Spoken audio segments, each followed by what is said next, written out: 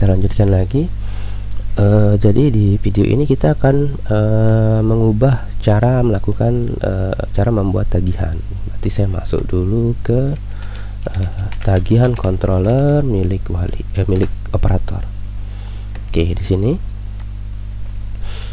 di sini untuk membuat tagihan kita tidak memerlukan lagi ini apa namanya nih, biaya ya, checklist biaya ini. Maka kita lihat di function store kita, function create, dia tidak perlu lagi mengambil data biaya ya, kelas juga tidak perlu, angkatan juga tidak perlu ya.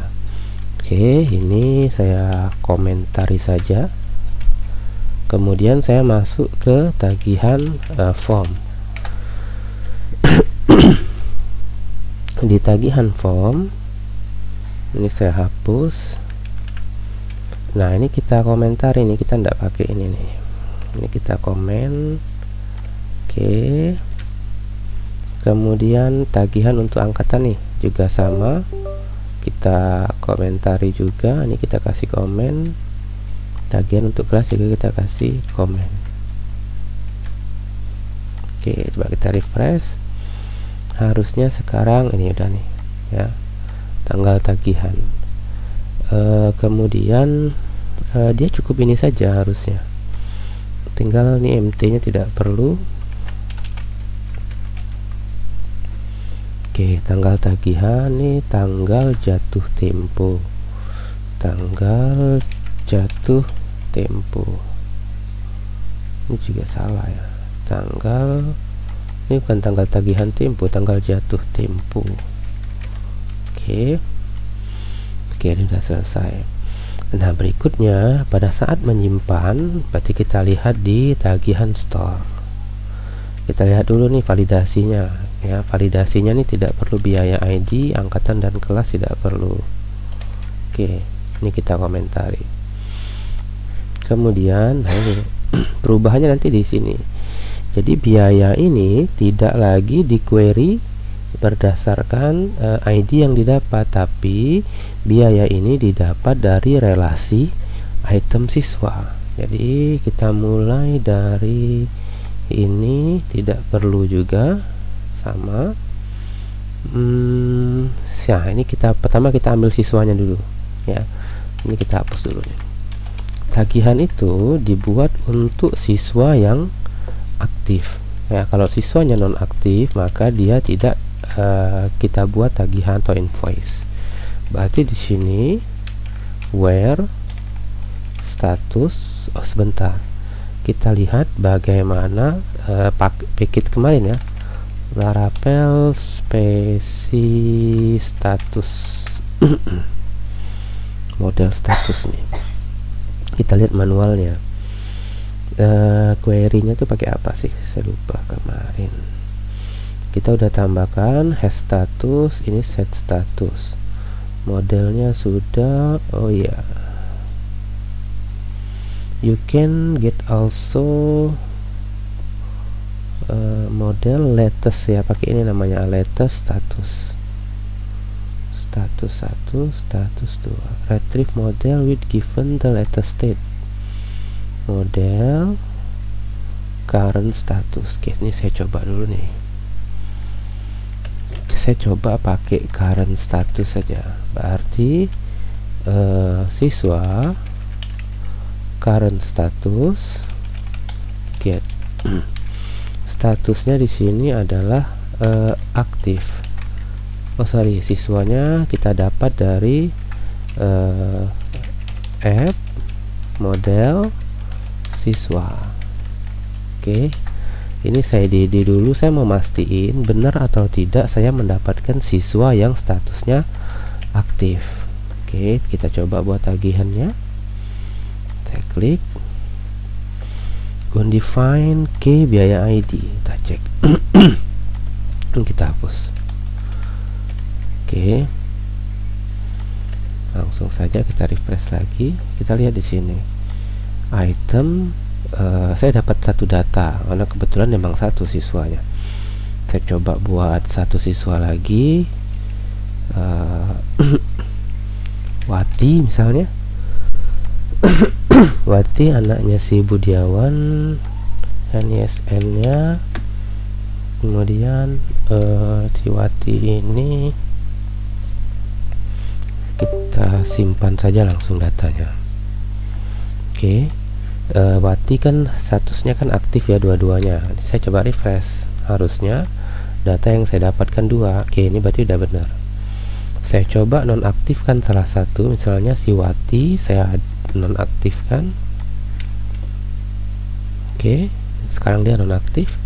Harusnya saya dapat datanya 1 itemnya. Oke, ini berarti udah benar ya. Tadi kan saya dapat 2, sekarang saya dapat 1. Kalau saya aktifkan lagi si Wati, saya refresh lagi, maka saya dapat 2 data seperti ini. Oke, ini berarti udah benar. Kita sudah mendapatkan siswa yang aktif ya. Ini berarti ambil semua data siswa dengan status aktif ya. Kemudian untuk biaya ini kan tidak didapat lagi dari query sendiri, tapi dia berdasarkan relasi siswa. Nah, kalau kita lihat di siswa ke biaya itu relasinya adalah belongs to ya, belongs to. Nanti di biaya baru dia ada has many ke children. Berarti di sini item siswa, biaya, kemudian children. Saya DD dulu nih untuk mastiin variabel biaya ini isinya sesuai dengan yang saya inginkan. Oke, kita coba F5 dulu. Oke, saya udah dapat 3 biayanya. Pertama OSPP, OSIS dan sebagainya. Oke, sekarang saya sudah dapat datanya. Berikutnya baru sebentar, ini kita hapus dulu, biaya ID tidak ada lagi. Kemudian request data, ini tagihan detail ya. Oke, item siswa ID, bentar, dia ini untuk apa variabel ini? Request data siswa ID. Oh, ini untuk buat tagihan ya.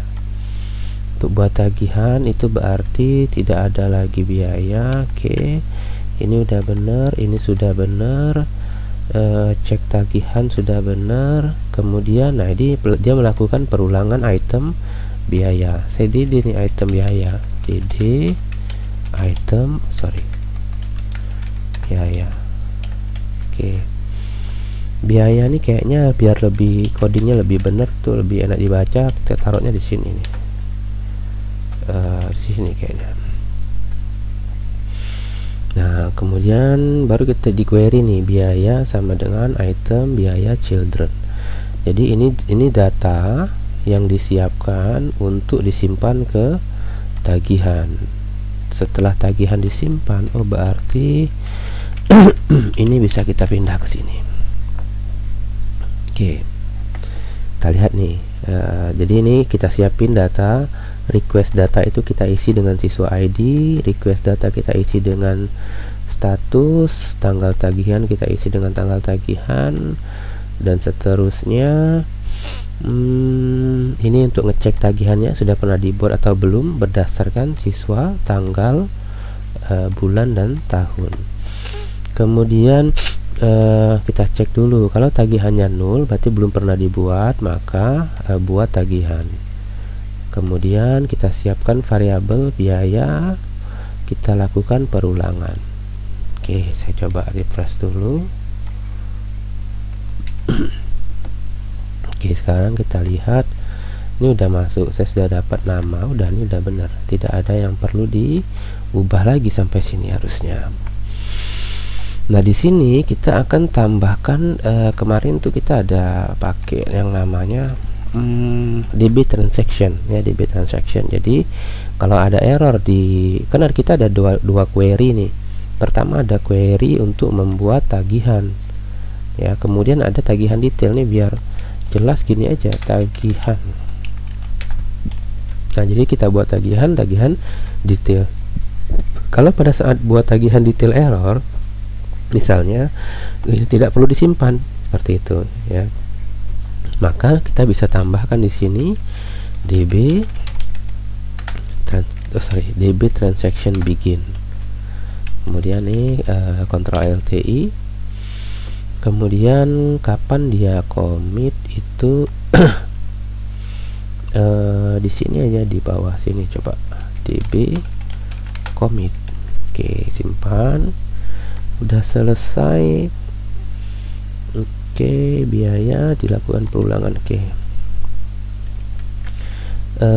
berarti sekarang kita coba simpan datanya. Oke, data tagihan berhasil disimpan dengan jumlah 2 mahasiswa.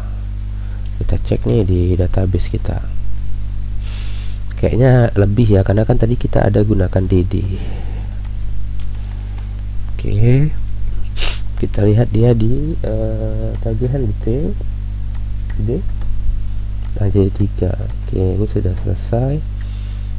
Di siswa ke Umar dan Ali. Kemudian kita lihat di tagihan ada 2 data, siswa ID 1 dan siswa ID 2. Tagihan detailnya, nah permasalahannya di tagihan detailnya kenapa cuman ada ini 3. Ini cuman ada untuk si tagihan ID 2. Kita lihat tagihan ID 2. Tagihan ID 2 itu untuk si siswanya 2. Siswa 2 itu sebentar. Siswa 2 itu hanya untuk si Budiawan, sementara untuk si Umar tidak dibuat tagihannya. Oke, kita cek nih kenapa dia tidak buat tagihan untuk si Umar. Oke, kita coba sebentar, kita coba hapus dulu. Kita coba hapus dulu di 2 data ini, truncate. Ini juga sama di truncate. Oke, kita coba buat data tagihan. Kemudian ini langsung saja saya klik. Harusnya dia buat detail tagihan tuh ada 6 ya. Kita refresh.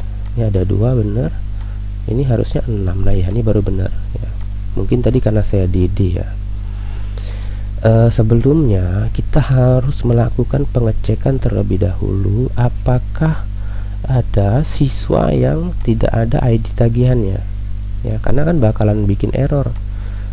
Tagihan dibuat tapi tidak ada biayanya, item biayanya. Bisa saja misalnya ada kesalahan ngedit data atau apa. Misal saya contohkan ini Sarah, udah benar. Sebentar, ini dia sudah otomatis ya. Jadi kalau seperti ini sebenarnya tidak mungkin biaya itu tidak dipilih, karena dia harus wajib pilih ya, dia wajib pilih. Oke, kita coba simpan.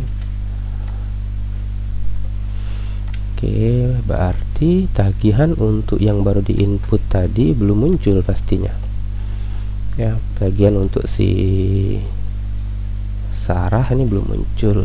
Oke, tidak apa-apa sih, saya rasa itu tidak ada masalah. Oke, ini sudah bisa dilakukan pembayaran seperti biasa. Klik jumlah bayar misalnya 220.000. Oke, sudah selesai. Oke, jadi tidak perlu merubah struktur data ya. Memang kita perubahan di tabel biaya kita kemarin tidak perlu mengubah struktur data kita. Kenapa? Karena struktur datanya udah benar, struktur data database untuk tagihannya udah benar ya. Hanya saja biayanya itu yang kemarin kita harus milih. Kalau sekarang biaya itu pada saat tagihan dibuat dia secara otomatis, karena dia melekat di masing-masing siswanya seperti itu ya. Oke, untuk video ini saya rasa saya cukupkan dulu. Nanti kita lanjut lagi di video berikutnya. Oh ya, ini lupa kita tambahkan di tagihan indeks. tagihan indeks kita tambahkan format ini ya, biaya mana sih dia, ini kan data tagihan ada status ini tagihan wali. Ini kalau filenya sama namanya kadang bikin bingung ya. Kan tagihan indeks ada dua, ada wali ada operator gitu. Oke, ini tinggal kita buat dia namanya format rupiah. Oke, udah benar. Oke, nanti kita akan lanjut lagi di video berikutnya, silahkan dicoba.